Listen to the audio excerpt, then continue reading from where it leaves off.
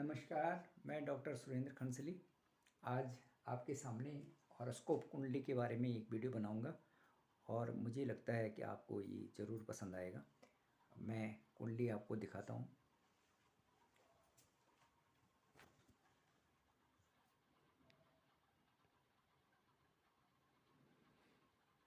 सबसे पहले मैं आपको बताना चाहूँगा कि आ, कुंडली क्यों बनाई जाती है और ये क्यों आवश्यक है जीवन में, और सभी लोग क्यों उत्सुक रहते हैं कि वो अपनी कुंडली देखें और कुंडली के बारे में कुछ जानें।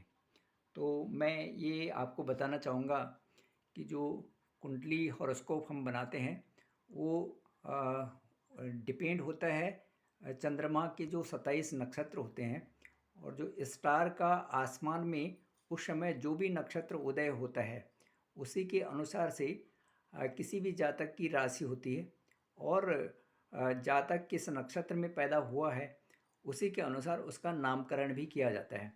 तो ज्योतिष आज का नहीं है, ये सबसे पुराना विज्ञान है और पराशर और आदि जो महर्षि हुए हैं उनके आधार पे ज्योतिष विद्या जो है एक महत्वपूर्ण विज्ञान है। और जो कि जो भी इस प्रकृति में जो भी चीज़ आती है, चूँकि उस प्रकृति के साथ ही उसका मिलना होता है, इसलिए जो है ज्योतिष में कोई भी जो भी मनुष्य आता है उस राशि चक्र के अनुसार ही उसका जीवन भी चलता रहता है। अब मैं आपको ये बताना चाहूँगा कि जन्म के समय कौन ये कहते हैं कि कौन सा लग्न उदय हुआ और उसके अनुसार राशि कौन सी बनी। तो कुंडली जो बनाई जाती है, जो हॉरोस्कोप होता है, ये उत्तर भारत में तो इस तरह की बनती है और दक्षिण भारत में दूसरी तरफ चौकोर तरफ की बनती है। चौकोर तरफ के उसके खाने होते हैं और उसके अनुसार देखने का ज़्यादा ये एक ही जैसा है, कोई ज़्यादा उसमें डिफरेंस नहीं है।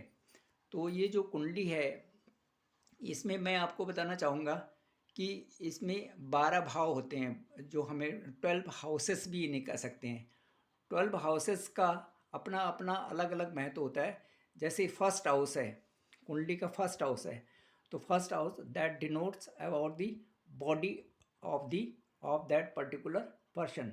जो उस समय जो जन्म हुआ है उस जातक के शरीर के बारे में ये पहला भाव जो उसके बारे में बताता है उसे हम तनु भाव के नाम से भी जानते हैं।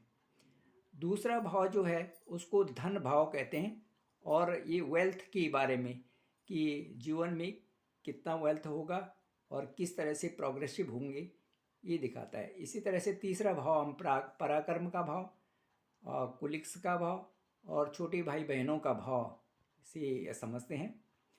चौथा भाव जो है उसमें मदर के बारे में देखा जाता है और खुशियों के बारे में, जीवन की जितनी भी खुशियाँ होती हैं कि उस जातक के जीवन में कितनी खुशियाँ रहेंगी और वो कितना खुश रहेगा, ये चौथा भाव बताता है। पांचवा भाव जो है हमारा ये संतान भाव होता है, ये चिल्ड्रन से संबंधित होता है। इसे हम सुत भाव भी कहते हैं। सुत हिंदी में सुत का मतलब होता है बच्चे। और छठा भाव हमें अरिभाव एनिमीज जो इसको दिखाता है। सेवन्थ हाउस में हम देखते हैं कि सेवन्थ जो हाउस है इसमें हम वाइफ का और जो हमारे दोस्त वगैरह होते हैं उनके बारे में हमें पहले से होता है और ये स्पेशली पत्नी का भाव ऐसे माना जाता है। एट्थ भाव जातक का ये एज लॉन्गेविटी जो है एज की और डेथ हाउस इसे माना जाता है। नाइन्थ हाउस हमारे धर्म कर्म का भाव माना जाता है। नवम भाव ये पिता का स्थान भी होता है और इसे हम ये कहते हैं कि रिलीजियस कर्मास के बारे में हमें बताता है। टेंथ हाउस जो है ये सर्विस से संबंधित होता है कि जातक किस तरह की नौकरी करेगा और जातक का किस तरह से जो है पेशा होगा, ये टेंथ भाव से देखते हैं। 11वें भाव जो हमारा ये लाभ भाव इसे कहते हैं, प्रॉफिट। और 12वें भाव इसमें एक्सपेंसेस व्यय भाव कहा जाता है। हालांकि इनका डिटेल्ड में जो है इनकी प्रेडिक्शन फिर डिटेल्ड प्रेडिक्शन अलग अलग तरह से होती है।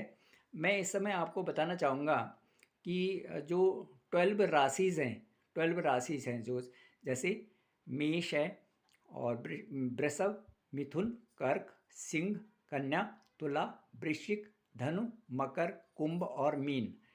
ये देखिए, जैसे ये राशि मैं आपको दिखा रहा हूँ, मेष, वृषभ, मिथुन, कर्क, सिंह, कन्या, तुला, वृश्चिक, धनु, मकर, कुंभ और मीन।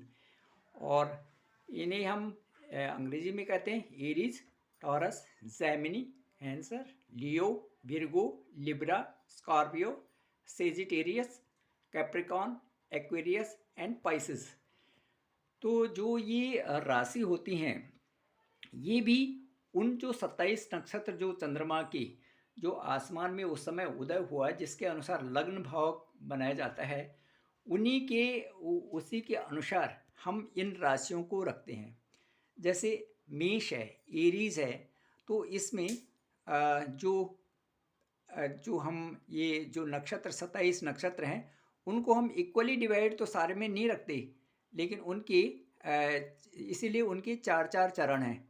जैसे अश्विनी, भरणी, कृत्तिका, ये 27 नक्षत्रों में से पहले 3 नक्षत्र हैं। तो जो अश्विनी के 4 चरण, भरणी के 4 चरण और कृत्तिका का 1 चरण, तो 9 चरण की एक राशि बनती है। ठीक है, अश्विनी, भरणी और कृत्तिका, मतलब अश्विनी पूरा, भरणी पूरा और कृत्तिका का 1 चरण, तो 9 राशि को ऐसे करके डिवाइड करके हम 12 राशियों में यदि देखें तो 9 को 12 से हम जब करेंगे तो टोटल हो जाते हैं 108 हो जाते हैं, 108 चरण हो जाते हैं। और 12 से डिवाइड करेंगे तो 9 चरण की एक राशि हो जाती है। मेष राशि में 9 चरण, टॉरस में 9 चरण, ठीक है। तो उसमें जो है फिर कृत्तिका के 3 चरण, रोहिणी के 4 और मृगशिरा के 2 चरण। इसी तरह से मिथुन, जैमिनी, इसमें मृगशिरा के जो लास्ट के 2 चरण हैं, आद्रा के 2 चरण हैं और पुनर्वसु के 3 चरण हैं। कर्क, सिंह, कन्या, तुला, वृश्चिक, धनु, मकर, कुंभ, मीन। इसी तरह से हम जो है इनको राशि चक्र में इनको नक्षत्राज को डिवाइड करते हैं। तो कुंडली के हॉरोस्कोप में जो है इन जो मेन जो राशि की प्रेडिक्शन होती है उससे भी ज़्यादा महत्वपूर्ण होता है कि आप किस नक्षत्र में उदय हुए हो और उस नक्षत्र का उस समय उस राशि में क्या इम्पैक्ट हो रहा है, क्योंकि उसका लास्ट का चरण है, दूसरा है, पहला है, इन सब के जो अलग अलग स्वामीज होते हैं और उसके अकॉर्डिंग ही प्रेडिक्शन बहुत अच्छी होती जाती है। मैं आपको अभी अगले जो वीडियोज़ बनाऊंगा उसमें आपको पहले भाव से संबंधित पूरा डिटेल्ड में स्टडी करके बताऊंगा और इसी तरह से 12 भावों का पूरा प्रेडिक्शन आपके सामने रखता जाऊंगा। आप मेरे साथ इसी तरह बने रहिए और आपको यदि मेरी वीडियो पसंद आती है तो कृपया उसे सब्सक्राइब करें, लाइक करें और शेयर करें।